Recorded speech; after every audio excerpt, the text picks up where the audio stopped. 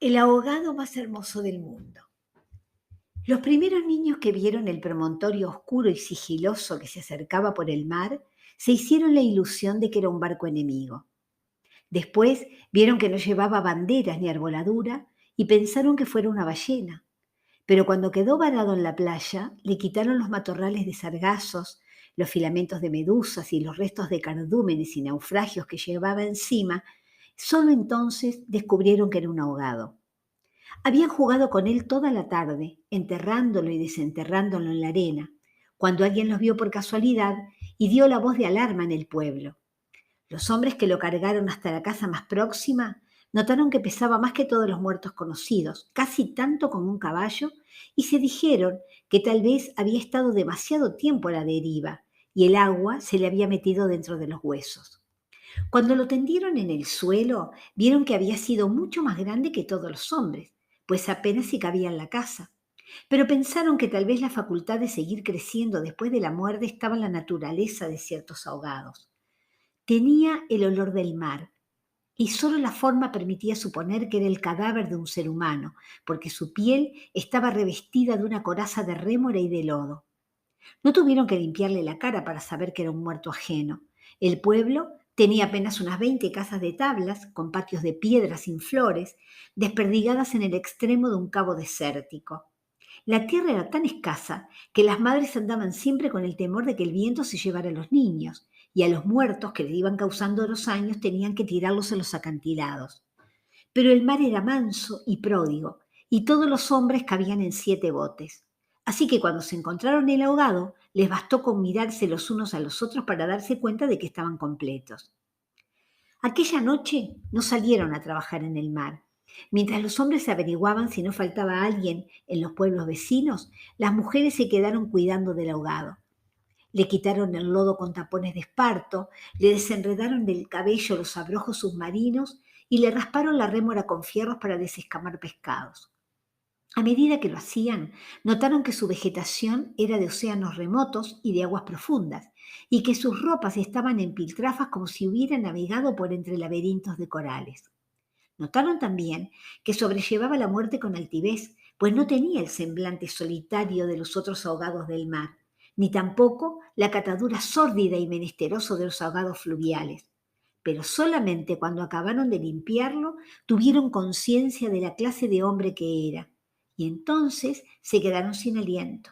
No solo era el más alto, el más fuerte, el más viril y el mejor armado que habían visto jamás, sino que todavía cuando lo estaban viendo no les cabía en la imaginación.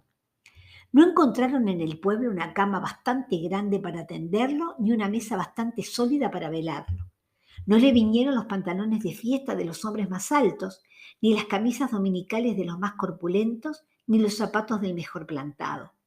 Fascinadas por su desproporción y su hermosura, las mujeres decidieron entonces hacerle unos pantalones con un pedazo de vela cangreja y una camisa de bramante de novia para que pudiera continuar su muerte con dignidad. Mientras cosían sentadas en círculo, contemplando el cadáver entre puntada y puntada, les parecía que el viento no había sido nunca tan tenaz ni el Caribe había estado nunca tan ansioso como aquella noche, y suponían que esos cambios tenían algo que ver con el muerto. Pensaban que si aquel hombre magnífico hubiera vivido en el pueblo, su casa habría tenido las puertas más anchas, el techo más alto y el piso más firme, y el bastidor de su cama habría sido de cuadernos maestras con pernos de hierro, y su mujer habría sido la más feliz. Pensaban que habría tenido tanta autoridad que hubiera sacado los peces del mar con solo llamarlos por su nombre, y habría puesto tanto empeño en el trabajo que hubiera hecho brotar manantiales de entre piedras áridas y hubiera podido sembrar flores en los acantilados. Lo compararon en secreto con sus propios hombres, pensando que no serían capaces de hacer en toda su vida lo que aquel era capaz de hacer en una noche, y terminaron por repudiarlos en el fondo de sus corazones como los seres más escuálidos y mezquinos de la tierra. Andaban extraviadas por esos dédalos de fantasía cuando la más vieja de las mujeres, que por ser la más vieja había contemplado al ahogado con menos pasión que compasión, suspiró. Tiene cara de llamarse Esteban. Era verdad. A la mayoría le bastó con mirarlo otra vez para comprender que no podía tener otro nombre. Las más porfiadas, que eran las más jóvenes, se mantuvieron con la ilusión de que al ponerle la ropa tendido entre flores y con zapatos de charol, se pudiera llamar Lautaro. Pero fue una ilusión vana. El lienzo resultó escaso, los pantalones mal cortados y peor cosidos le quedaron estrechos y las fuerzas ocultas de su corazón hacían saltar los botones de la camisa. Después de la medianoche, se adelgazaron los silbidos del viento y el mar cayó en el sopor del miércoles. El silencio acabó con las últimas dudas. Era Esteban. Las mujeres que lo habían vestido, las que lo habían peinado, las que le habían cortado las uñas y raspado la barba, no pudieron reprimir un estremecimiento de compasión cuando tuvieron que resignarse a dejarlo tirado por el suelo. Fue entonces cuando comprendieron cuánto debió haber sido de infeliz con aquel cuerpo descomunal si hasta después de muerto le estorbaba. Lo vieron condenado en vida a pasar de medio lado por las puertas, a descalabrarse con los travesaños, a permanecer de pie en las visitas sin saber qué hacer con sus tiernas y rosadas manos de buey de mar. Mientras la dueña de casa buscaba la silla más resistente y le suplicaba muerta de miedo: «Siéntese aquí, Esteban, hágame el favor», y él recostado contra las paredes sonriendo: «No se preocupe, señora, así estoy bien», con los talones en carne viva y las espaldas escaldadas de tanto repetir lo mismo en todas las visitas. «No se preocupe, señora, así estoy bien, solo para no pasar vergüenza de desbaratar la silla y acaso sin haber sabido nunca que quienes le decían «No te vayas, Esteban, espérate siquiera hasta que hierva el café», eran los mismos que después susurraban: «Ya se fue el bobo grande, qué bueno, ya se fue el tonto hermoso». Esto pensaban las mujeres frente al cadáver un poco antes del amanecer. Más tarde, cuando le taparon la cara con un pañuelo para que no le molestara la luz, lo vieron tan muerto para siempre, tan indefenso, tan parecido a sus hombres, que les abrieron las primeras grietas de lágrimas en el corazón. Fue una de las más jóvenes la que empezó a sollozar. Las otras, asentándose entre sí, pasaron de los suspiros a los lamentos, y mientras más sollozaban, más deseos sentían de llorar, porque el ahogado se les iba volviendo cada vez más Esteban, hasta que lo lloraron tanto que fue el hombre más desvalido de la tierra, el más manso y el más servicial, el pobre Esteban.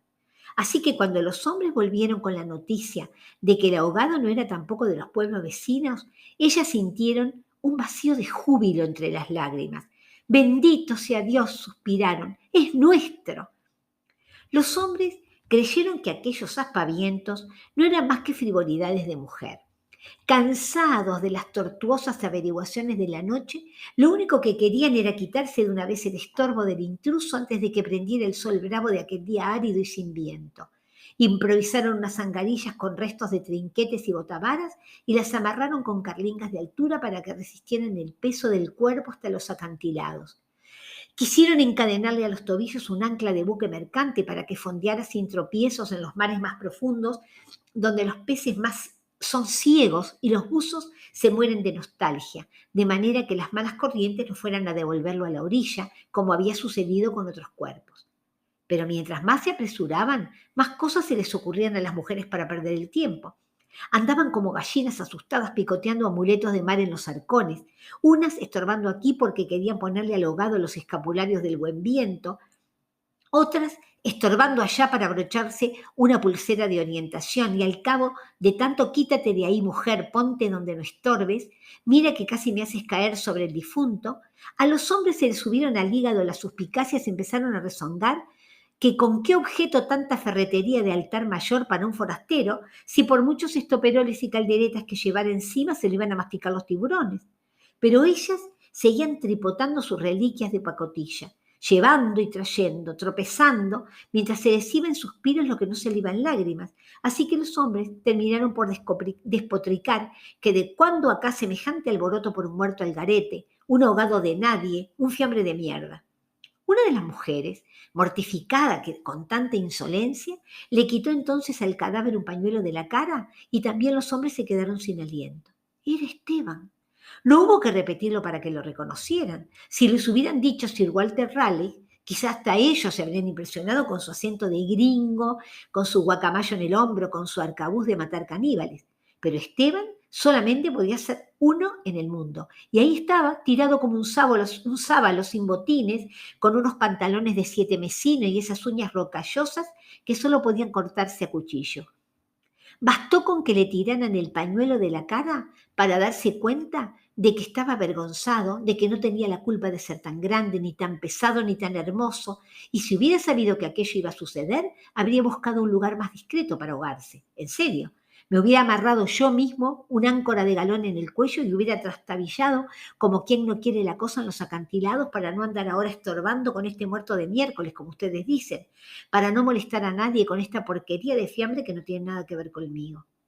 Había tanta verdad en su modo de estar que hasta los hombres más suspicaces, los que sentían amargas las minuciosas noches del mar temiendo que sus mujeres se cansaran de soñar con ellos para soñar con los ahogados, hasta esos y otros más duros se estremecieron en los tuétanos con la sinceridad de Esteban.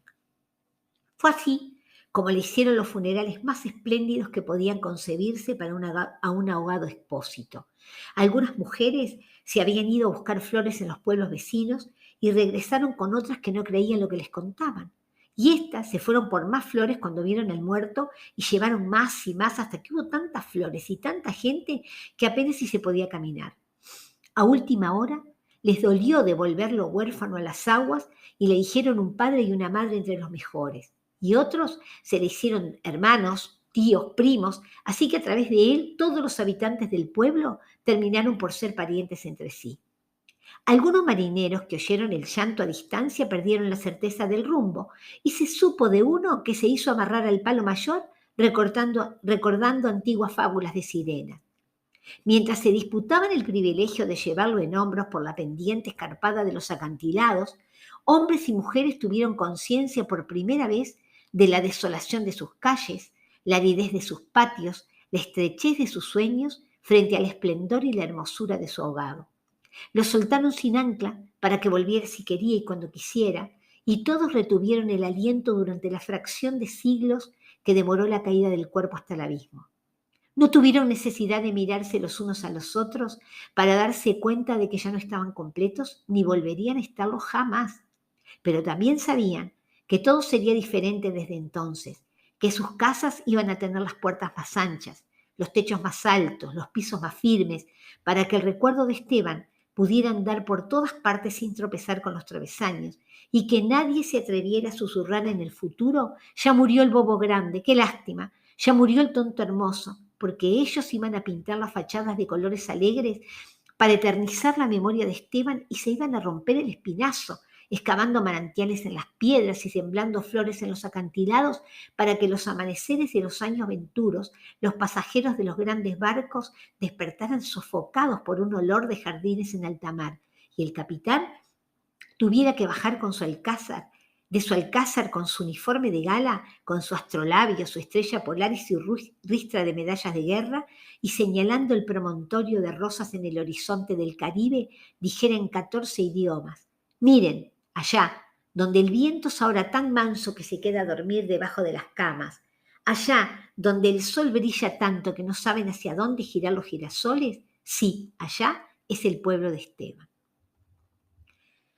Y aquí termina El ahogado más hermoso del mundo, que es un cuento de Gabriel García Márquez, que escribió en el año 1968 y se publicó por primera vez en el año 1972 como parte del libro que trae también y que tiene por título La increíble y triste historia de la cándida Heréndira y su abuela desalmada. Es un cuento corto, preciosísimo, es uno de mis favoritos, por eso hoy, en este domingo gris, se los quise leer para ofrecerles este regalo. Soy Lourdes D'Ambrosio y tengo las palabras. Espero que lo disfruten.